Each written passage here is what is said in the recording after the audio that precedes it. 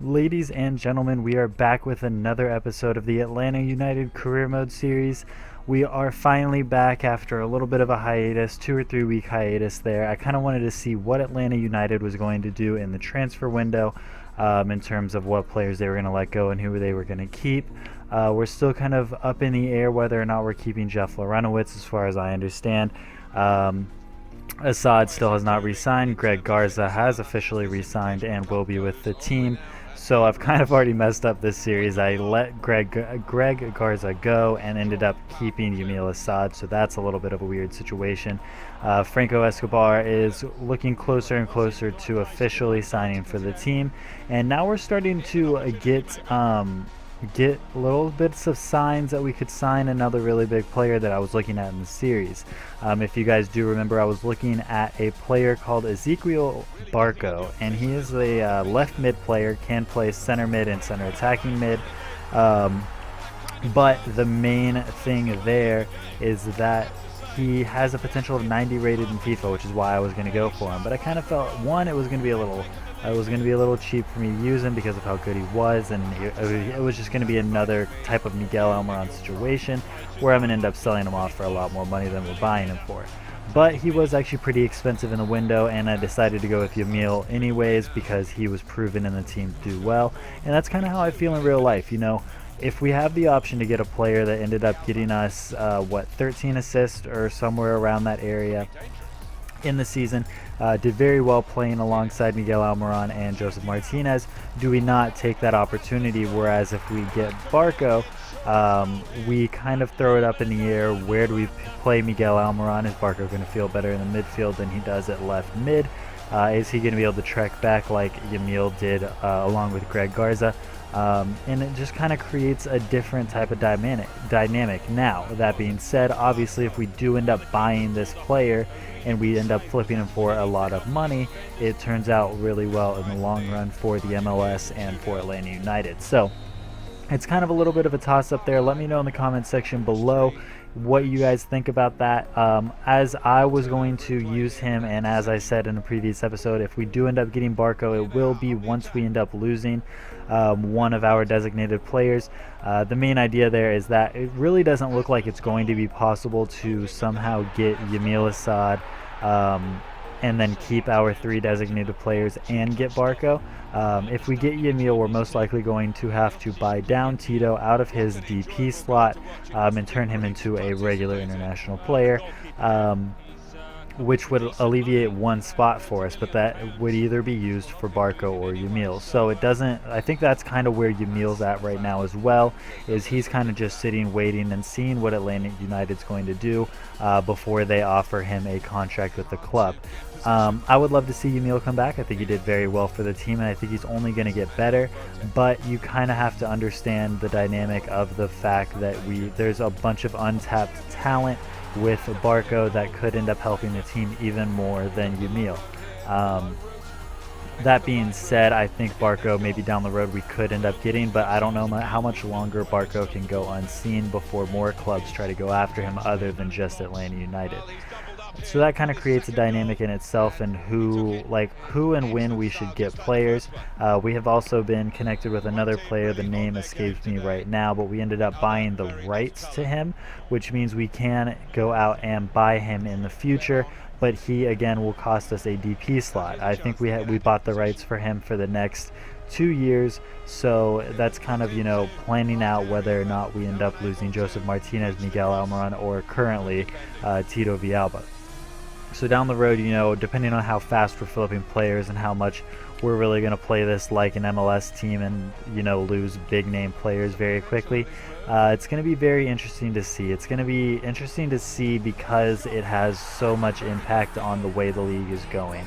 As you guys know, LAFC is coming into the MLS this next season, and they're currently building their team, and it's looking a lot like they're building their team pretty similar to the mindset of Atlanta United. They got their big name player in Carlos Vela, but they're also bringing in very young players, very good players, and Egyptian players coming in that actually look very, very good. Again, the name isn't on the tip of my tongue, but he looks like a very good player, and it looks like they're going to try to go the same route in terms of maybe some South American players and some younger players in general to sell off in the future. Obviously, currently this is a good game plan in getting very good young players and turning them for a decent, or if not great, profit for the MLS, because it makes more money and it allows the league to grow. But as long as salary caps are in place, it kind of stunts the growth of the MLS. It doesn't allow us to, continue to make teams want to do this and make teams like Atlanta United want to go out and get better younger players to flip them for a bigger price, because it doesn't give us an exorbitant amount of money to spend on other players. It obviously gives the organization more money to spend on its youth academy and stuff like that, which maybe down the road will turn out good for the US in terms of their future aspirations as we look forward to the next World Cup.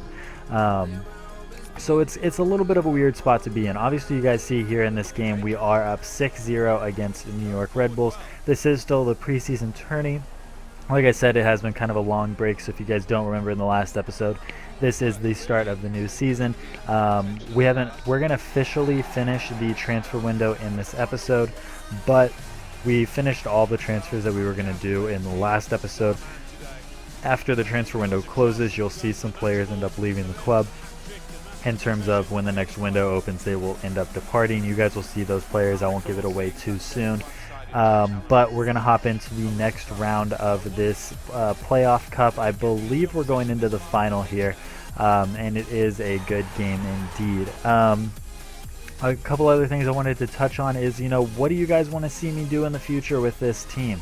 I know in the last episode I did talk about it, and it's still playing on my mind, and most likely is what I'm going to do is sell off Joseph Martinez, Miguel Almiron, and Tito Villalba, possibly even Yamil if somebody comes for him, and kind of start to move with the team that we have set, build off of Brandon Vasquez, Andrew Carlton, Julian Gressel, and the such, and kind of try to continue to build from the ground level that we have, but also just kind of, preview what life is going to be like once we lose our big three designated players. Obviously, we'll end up bringing in players like Barco, other players probably in South America to kind of keep that theme going.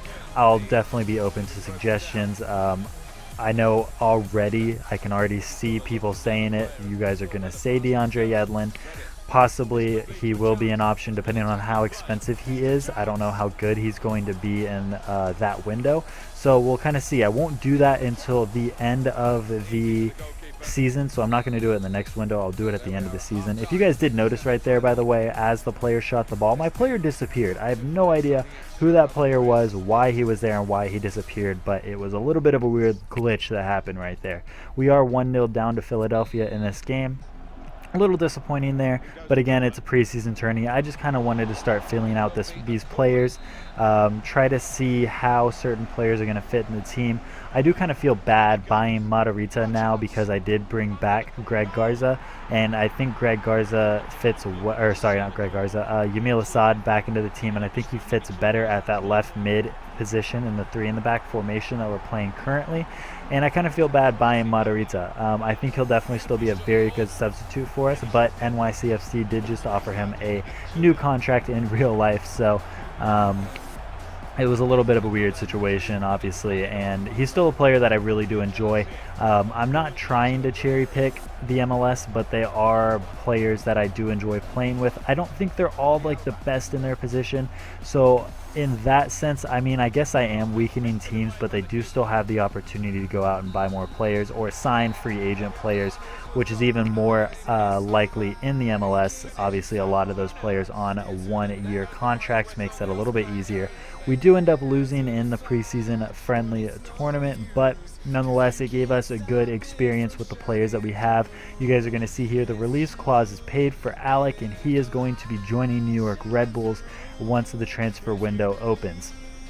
I don't obviously have any say in this. I could have given him a new contract, but in all honesty, Brad is still at the club, obviously, and then we brought in Horvath, which gives us our two keepers mainly, and then we'll end up keeping Sambakis, although he left in real life because we cannot sign the FC Cincinnati keeper that we ended up bringing in because he's not in the game.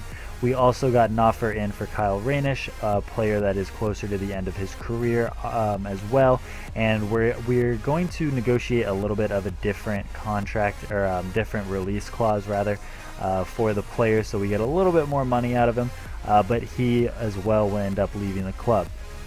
The last player that we will end up losing is Harrison Heath, which, if you guys know, he was let go as well and is no longer going to be playing for Atlanta. Zach Lloyd as well, is in this conversation. We are going to lose Zach Lloyd to Minnesota United. Not one that I necessarily wanted to lose to Minnesota, but we do have very good center back options. Miles Robinson is doing very well. Parkhurst is still going to be in the team. I want him to retire here. And then we brought in Zimmerman as well, who is still going to be doing very well in that position. And I want to focus on my youth squad and bringing up players through that. So that is going to be the end of this episode. If you guys did enjoy, make sure you like, comment, and subscribe. And until the next one, I will see you guys later.